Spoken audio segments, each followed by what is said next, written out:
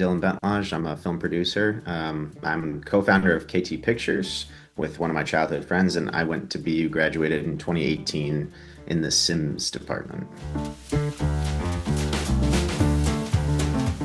I started it with the person I've known the longest in my life, Brian Riley. I've known him longer than my sister. We were born 2 weeks apart, and I think it just started because I wanted to write a script like most college kids did, and I didn't want to do it alone because I was lazy. So I asked the first person I saw, "Would you do this with me?" And he was like, "Sure." And then we just, it kept snowballing from there. We wrote a script together that never went anywhere. We produced a feature film together in college, which eventually did get distributed by a tiny distribution company in New Jersey, and it's available on Amazon Prime. And then we did a couple, shorts, so a web series, and now 2 feature films. So it just kind of kept growing. We have a film releasing limitly in theaters called Watching Mr. Pearson. It's my first time ever directing something, but I have to give more credit to the cast and crew because they did so much on that project and really brought it to life. It's about a retired actor going through early stages of dementia and his experiences with his caretakers, and how one caretaker starts to realize that he is more connected to reality and more connected to the days if they can perform some of his old movies. So we're releasing across the states. We're already playing. We're going to be playing in 5 states currently, and we'll be showing at the Somerville Theater April, I think, 19th through the 21st. And all the tickets will be available on watchingmrpearson.com. So you can go there and you can see if there's screenings close by. But yeah, they'll be with Q&As because we're traveling to every screening we can, and, talking with the filmmakers. So yeah, we hope to see as many BU students as we can there. Yeah, they usually say, or people have told me, that the 2 most inexperienced positions on a film set are the PAs and the directors, and I find that to be true. I do think first and foremost, I'm more of a producer. This was supposed to be a small project that kind of just snowballed because the script was very strong. We had a very close writing collaborator of ours write it, and we just started getting really great responses on the script. So we got some pretty strong interest from some larger actors, and that kind of snowballed, and I was already in the director's seat, but it wasn't originally meant to be as large as it was. So that was very interesting. And yeah, producing is really first and foremost what I love doing. So on top of having Watching Mr. Pearson, we actually have another film that I co-produced that's going to South by this year called Imposters, which is really exciting and fun. So it's been a pretty busy year. But I think CIMS taught me really how to analyze a scene and really talk about what the intentions of scenes are, or like what you can extrapolate from a scene regardless of if the creators meant it or not. And I did lean very heavily on that for my sort of directing style. I wasn't very interested in, just the camera or the lighting. I left that to the professionals. It wasn't worth it for me to try to learn all that in a crash course. I wanted to just bring people in that I was like, all right, I want you to take ownership. I want this to be a collaborative thing. You're my DP. Let's see how do you see this film? So really what I tried to lean on was just reading the script over and over again, and then meeting with my actors and talking about the intentions of scenes. Not even, trying to really avoid saying, be happy, be sad, this has got to be this way or that way, but more like, why is the character in this position? What is this scene representing? And then from that discussion, just allowing the actors even to convey that the way they want to, subtextually or through their performance. So CIMS was really helpful in that, just being able to analyze something, to read a page or watch a film and think deeper than just the first thing you're seeing. I woke up early to think about this because I was so nervous. And I was like, oh man, how do I distill it down to 5 films?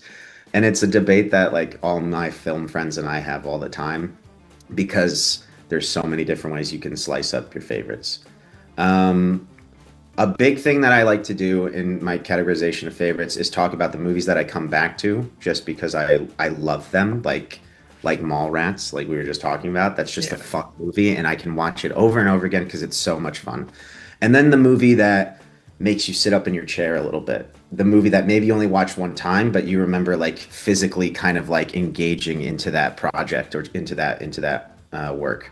So I wanted to give maybe the ones that are more engaging, and then a couple, out of the five, if I'm allowed to, of just like, well, these are the ones that I do always go back to because, you know, of course I love Zoolander. Of course I love, Anchorman. Of course I love any of those types of films too. So we'll start with the ones that really made me kind of like sit out of my chair. And a lot of these are ones that I also just recently saw because that's always important too. So one of them that I can't recommend enough is All That Jazz. It's a Fosse film, directed by Bob Fosse, and it stars Roy Scheider. Roy Scheider was in Jaws, and it is incredible. Actually, I had to find it's not available like anywhere, so I found it somewhere where you can watch it for free, but I can only screen share it from my phone, which forced me to put my phone down and watch it and not like get distracted. And I cannot recommend enough how amazing I found this film. It's so ahead of its time in editing. It's really interesting. Stanley Kubrick said it was the best film he ever saw, so that's really interesting. But it's a great movie. And if you're a fan of Roy Scheider, it's interesting to see him in this very different role than what he normally plays. Then I would have to say The Drunken Master, or Legend of the Drunken Master, which is a Jackie Chan film from 1994. And if anyone, any of the CIMS students watch Cinefix, they regularly list this as their favorite action comedy, and it is fantastic. Please make sure you watch the correct dub. There's two different dubs. I've never seen the original with subtitles. I don't think it's available. I do normally watch with subtitles, but in this case, I've only ever found this film dubbed. And there is one version that is dubbed with Jackie Chan dubbing himself, and that's the fantastic version. And then there's a version where it's like the traditional dub, and it's so much worse. And I actually find this to be such an interesting case of how much that matters, how much that can change the film. And I recently watched it this year. I watched the wrong version. It was the first time in like 10 years I saw it, and I was like, why is this so much worse? And then I went back and watched the one where Jackie Chan dubs himself, and he's in charge of the sound effects and in charge of the music because all of that changes too. And I was like, this is so much better. How can the same movie be so different from just those like three elements? It's a really interesting film for that, but it's fantastic. Fantastic choreography, fantastic fight scenes, very, very funny. The other one then that I'll go to is I'm a big Thomas Vinterberg fan. So he has two films, and it's really hard for me to choose which one I love. But The Hunt is a 2012 film, Danish film, that I recommend to everybody, but I have very hard times turning back on because it's so heavy, and you'll have to go for a walk, so it might not be the right time to watch it this year during this time of year. But it's fantastic. And Mads Mikkelsen is absolutely one of my favorite actors. He has a ballet background, and I find it so interesting to watch how much emotion he can give you with such little dialogue, just in his eyes or in his movements. And it's real mastery of just the art and the craft. It's unbelievable.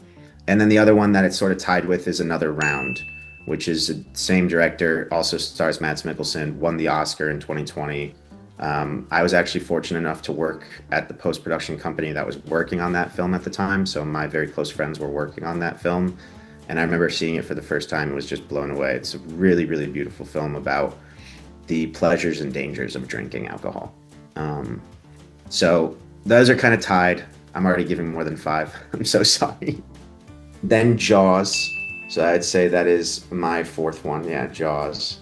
As you can see from my mug. I don't know if I have to say much about Jaws. I mean, Jaws is just so fantastic of a film. It started the blockbuster era.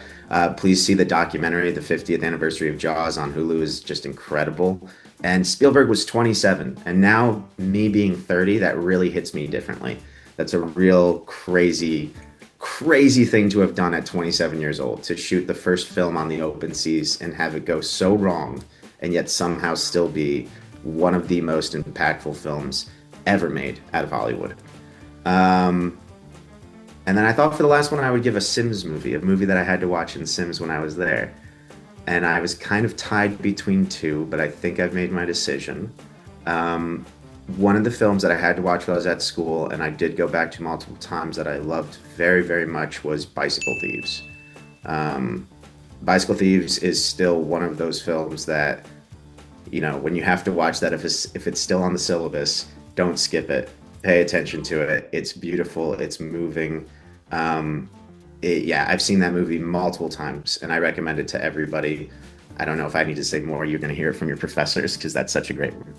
So those are my top five that I want to talk about today. But I will say, you know, there's so many more. Anyone that knows me, I know if they're gonna see this, they're gonna say, "Why didn't I bring up Lord of the Rings?" Lord of the Rings is like the number one thing I think that was ever made ever. I always keep that outside the category because I think it's not fair to weigh other films against that movie critically, entertainment wise, or just artistically. It's a masterpiece. But those are the ones that I thought were worth talking about today.